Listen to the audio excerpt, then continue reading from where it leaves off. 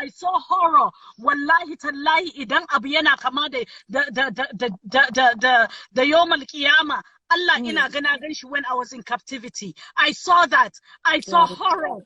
I still have nightmares, bad nightmares da sai an rike ni har yau har gobe akan horrors din da na gani. Akan horrors din da na gani. That's why I left Nigeria. That's why I'm here. But wallahi tallahi, if you have not been through what we've been through, a lot of us that have been in captivity and been raped multiple times by terrorists, you would not know. You would not know the pain. You would not know the agony. Nobody stood. Nobody believed me. Nobody said anything. Nobody helped me. No one. No one. And that's what's happening right now to our children. That's what's happening right now to our children. They're being killed. Nobody's believing them. Nobody's saying anything.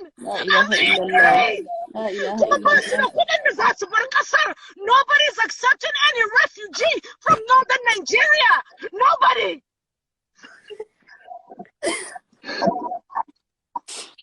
I was raped. I was raped. I was raped by terrorists. I was raped. I was beaten. I still have marks on my arm. I know what's going on. I know the pain.